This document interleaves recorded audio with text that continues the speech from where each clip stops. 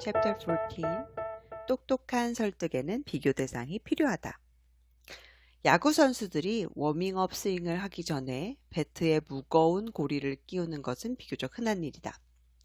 선수들은 경험상 무거운 배트를 가지고 반복적으로 스윙을 하면 고리를 뺐을 때 배트가 더 가볍게 느껴진다고 한다. 이 효과 뒤에 숨은 원리는 사회과학에서 대조 효과라고 부르는 것이다.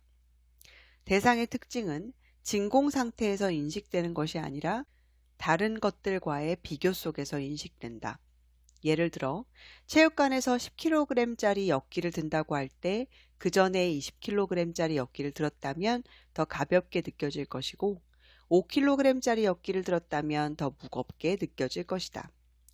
10kg짜리 역기는 아무런 변화가 없다. 단지 역기에 대한 나의 인식이 변했을 뿐이다. 이러한 심리학적 과정은 역기에만 해당되는 것이 아니다. 그것은 우리가 하는 거의 모든 종류의 판단에 적용된다.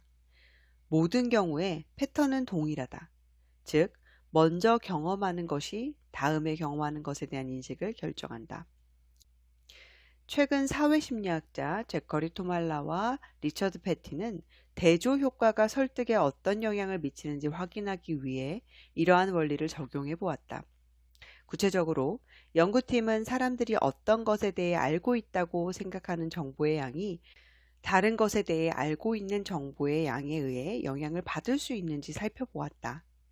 연구팀은 브라운이라고 하는 가상의 백화점을 홍보하는 메시지를 사람들에게 보여주었다.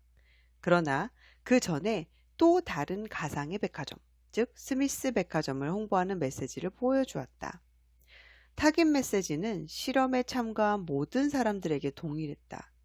그것은 브라운 백화점의 세 코너를 설명하는 메시지였다. 그러나 최초 메시지, 즉 스미스 백화점에 대한 정보의 양은 첫 번째 코너에서부터 여섯 번째 코너까지 다양하게 변화를 주었다. 실험 결과 사람들은 최초 메시지에 많은 정보가 포함되어 있을 때는 타깃 메시지의 설득력이 약한 것으로 인식하고 브라운 백화점에 대해 덜 우호적인 태도를 보이는 것으로 나타났다. 반면 최초 메시지의 정보가 거의 없었을 때는 정반대의 현상이 일어났다. 참가자들은 스미스 백화점에 대해 비교적 아는 것이 없을 때 브라운 백화점에 대해 더 많은 정보를 알고 있다고 느꼈으며 그 반대도 마찬가지였다. 대조 효과는 이런 식으로 작용한다.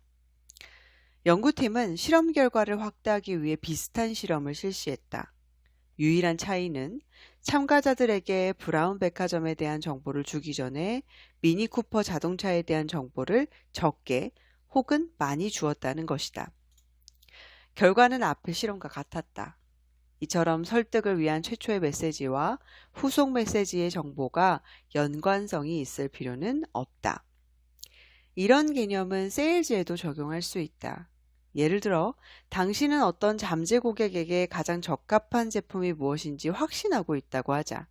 그렇다면 잠깐 동안 다른 제품에 대해서 언급한 다음 추천하려는 제품의 장점을 길게 설명하는 것이 좋다. 또한 대조 효과는 손쉽게 활용할 수 있는 설득 수단이다. 우리는 우리가 제공하는 제품이나 서비스 혹은 소비자의 요구사항을 바꿀 만한 상황이 못 될 때가 많다. 그렇게 하려면 비용이나 시간이 많이 들기 때문이다. 그 대신에 우리의 제품이나 서비스 혹은 요구사항과 비교되는 것을 바꿀 수는 있다. 한 가지 실례를 들자면 한 주택 리모델링 회사는 이러한 원리를 이용해 최고급 욕조 매출을 500% 이상 신장할 수 있었다. 그들은 그저 최고급 모델을 구매한 많은 고객들이 뒷마당에 설치한 욕조 덕분에 집에 방이 하나 더 있는 것 같다고 말했다는 사실을 그대로 전했을 뿐이다. 그리고 나서 그들은 잠재 고객들에게 만약 방 하나를 늘리기 위해 집을 증축한다면 비용이 얼마나 들지 생각해 보라고 말했다. 7,000파운드짜리 욕조는 적어도 2배 이상 돈이 들어갈 증축 공사에 비해서 훨씬 저렴해 보였을 것이다.